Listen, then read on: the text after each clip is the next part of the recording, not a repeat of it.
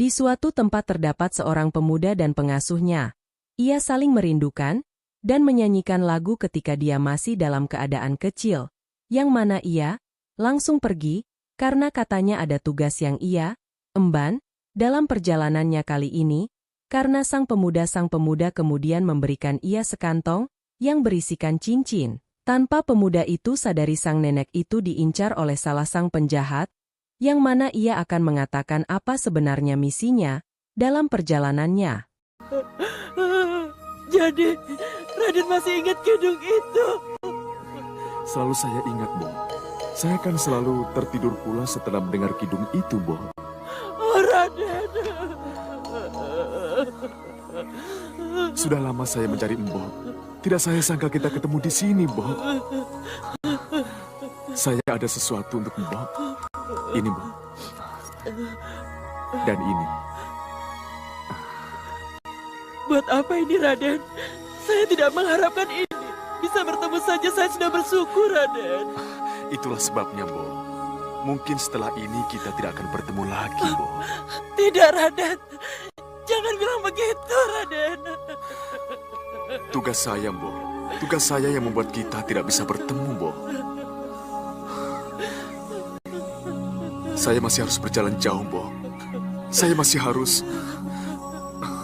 Tidak bisa saya katakan tugas saya yang sebenarnya, Bo.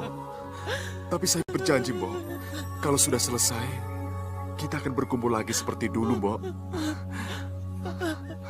Terima kasih, Raden. Terima kasih. Sudah ya, Bo. Saya harus pergi dulu. Iya, Raden. Hati-hati, Raden.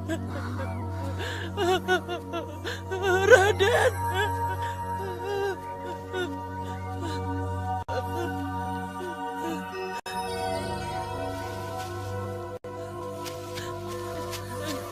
Hati-hati, Raden. Raden. Kamu tadi diberi apa? Ayo tunjukkan, atau kubunuh kamu. Iya, iya.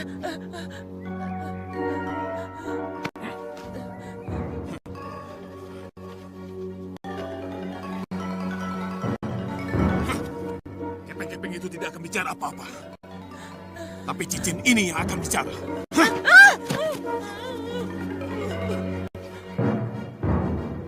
Sin pun berpindah ke tempat Sang Ratu Kidul yang mana ia telah membawa sangat anak yang bernama Joko Temon, hingga ia pun Sang Ratu Kidul menyuruh Condo Manik sebagai abdi dalamnya mempersiapkan yang entah itu apa namanya ia akan menjadi besar dan ia pun ketika dan Nendirian Sang Nyi Roro Kidul menceritakan akan kejadian ibunya yang menjadi ratu penguasa laut pantai selatan, rupanya sang ibundanya itu dulunya adalah sang bidadari dari Kahyangan, yang mana ia berparas cantik, dan rupawan yang ia, sebelum menjadi manusia, setengah bidadari.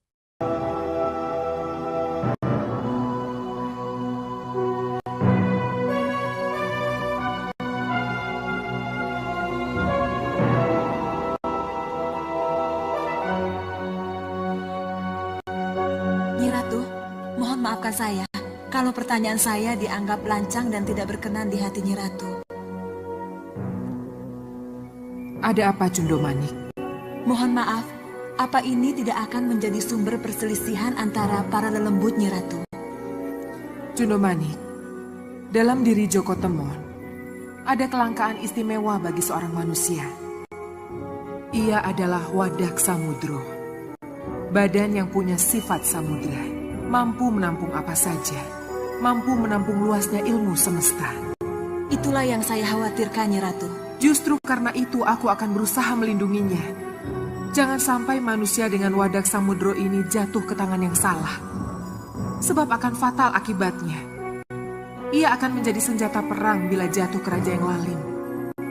Akan menjadi sarana leluasa untuk bergerak di alam dimensi manusia kalau jatuh ke tangan lelembut seperti Ratu Gendeng Permoni yang selalu ingin menguasai manusia.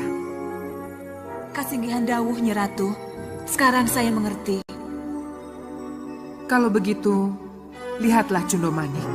Apakah pendadahan sudah bisa dilaksanakan? Baik, Nyi Ratu. Pamit mundur.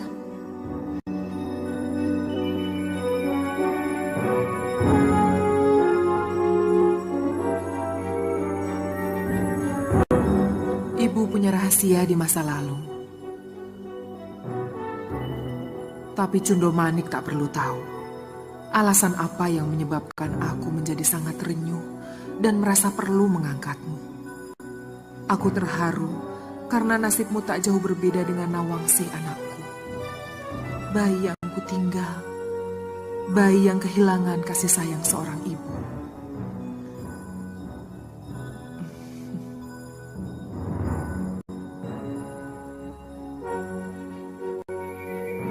Ini dimulai ketika 7 bidadari turun ke bumi, tergoda oleh beningnya air sendang di sebuah desa indah, Desa Taru.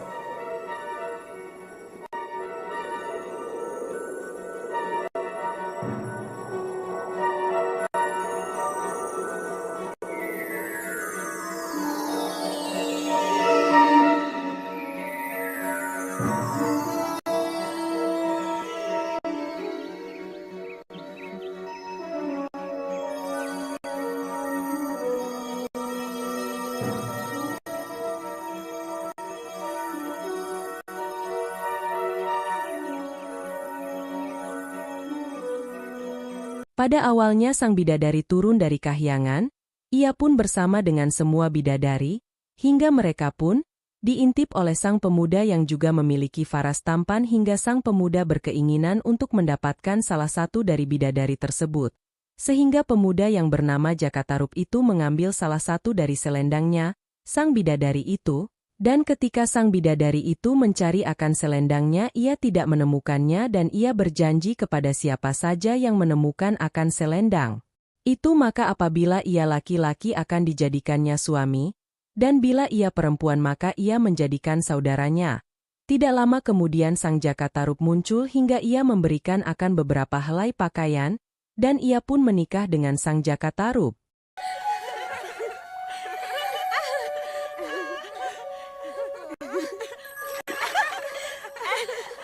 Mandinya pelan-pelan, nanti kena rambutku basah. Ya, gitu.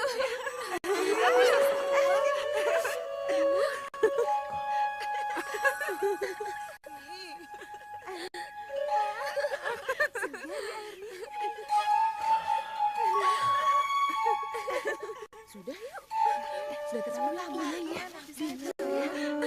Memangnya kamu mau tinggal di sini? Masih segar. Ayo, kapan lagi bisa mandi seperti ini? Mandi saja ya.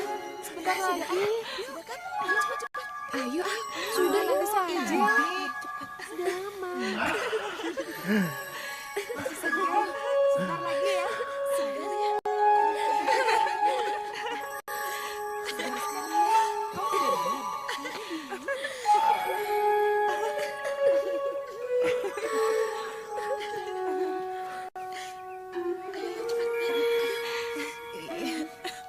Cepat, nanti kita terlambat.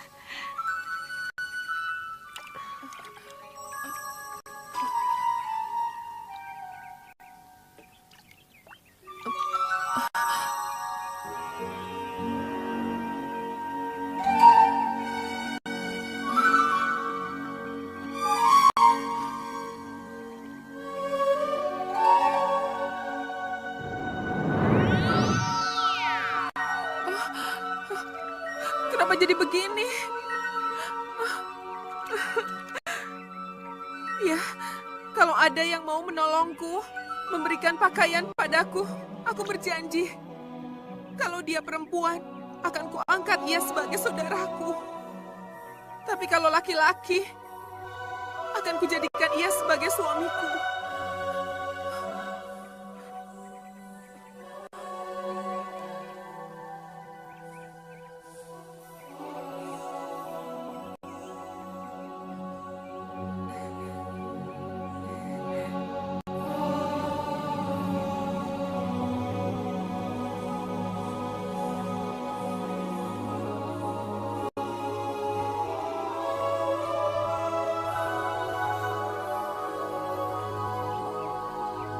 Begitulah Jogotemon. Hampir 2 warsa, ibu hidup bahagia dengan Kakang Mas Jogotarup. Hari-hari indah kami lalui bersama, penuh kasih dan sayang.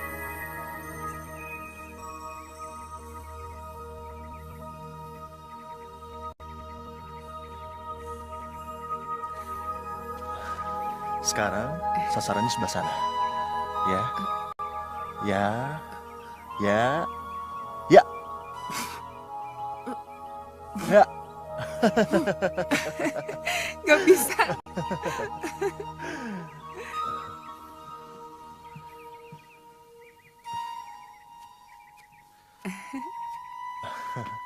Beberapa bulan kemudian ia melahirkan anak, dan anaknya itu adalah perempuan yang diberi nama Nawangsi. Juga ia pun sangat-sangatlah bahagia sampai suatu hari ada ular yang menyerang mereka dan sang anak ingin dimangsa sang ular besar. Akan tetapi sang suami dapat mengalahkannya, sang anak pun selamat, dan pada suatu hari sang Nyi Roro Kidul menemukan akan selendangnya. Juga ia kecewa dengan sang suami, rupanya selama ini ia menyembunyikan akan selendang darinya, dan kembalilah ia ke Kahyangan, dan di Kahyangan pun ia tidak diterima. Karena ia sudah menikah dengan manusia biasa, badan ia turun kembali ke dunia fana. Cantik dan lucu. Itulah puncak kebahagiaan hidup sebagai manusia.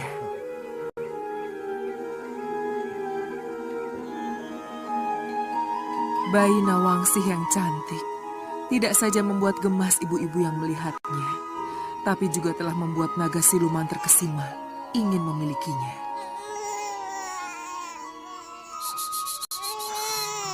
Ada apa, Nyi? Tidak tahu, Kang, tiba-tiba nangis. Ada apa, Wu? Hah? Siapa yang nakal? Kelihatannya ada sesuatu yang membuat anakku menangis. Tapi apa? Siapa?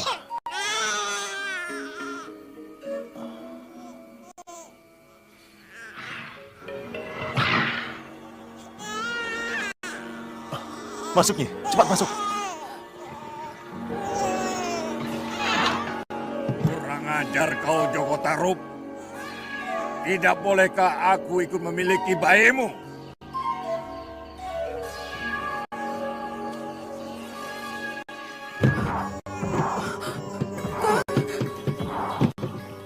Apa itu, Kang?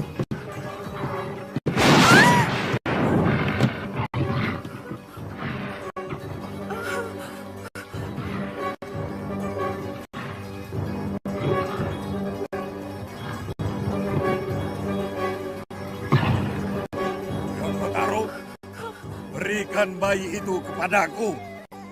Masuk, Nyi. Lindungi anak kita. Cepat, masuk.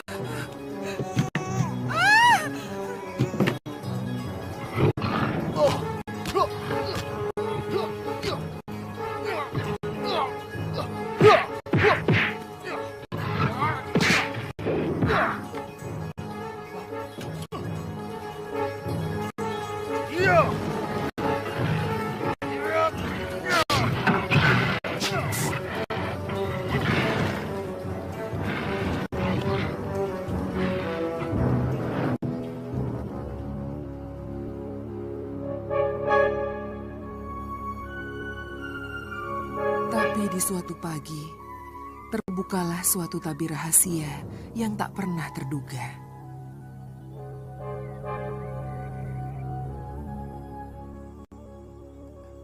Kang Joko, tolong ambilkan padi, Kang.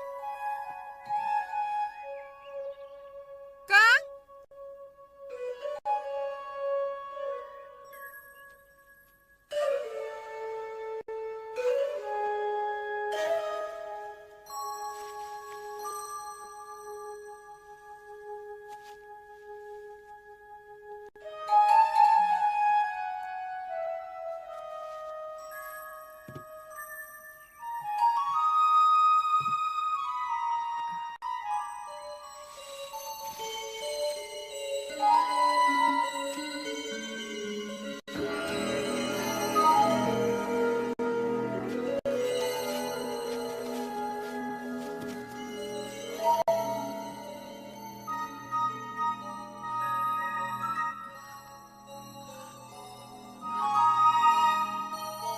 Aku tahu sekarang. Kakang sengaja menyembunyikan pakaianku ini. Nawang Wulan!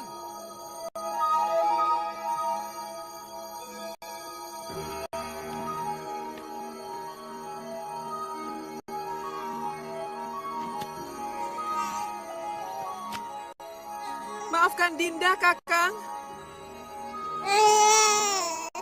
Maafkan ibu, anakku. Kenapa kami kau tinggalkan? Sungguh suatu takdir yang harus ibu jalani. Meninggalkan orang-orang yang ibu cintai. Kakang Mas Joko Tarub, Nawangsih, selamat tinggal.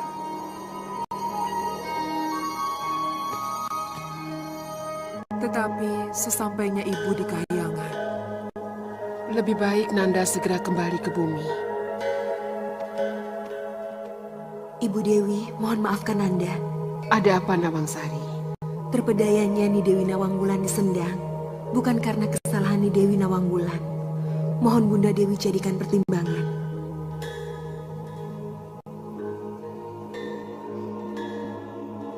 Peraturannya sudah jelas, Nawangsari. Bidadari yang sudah ternoda tidak mungkin tinggal di sini lagi. Nanda Rukmini benar.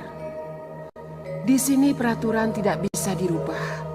Peraturan harus ditaati dan dijalankan. Berlaku untuk siapapun tanpa pandang bulu. Pergilah Nanda Dewi. Turunlah ke bumi.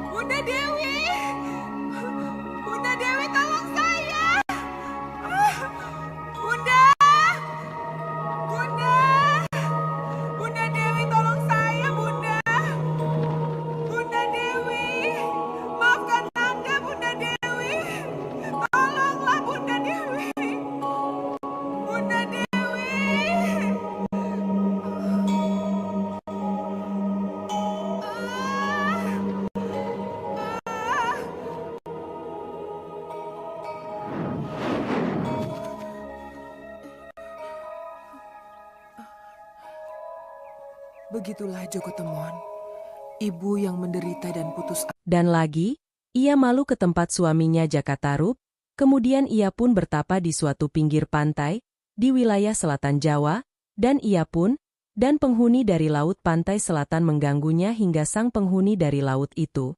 Dan juga mereka tidak berani untuk membangunkan akan sang putri tersebut, hingga sang raja pun terganggu juga terhadap sang putri.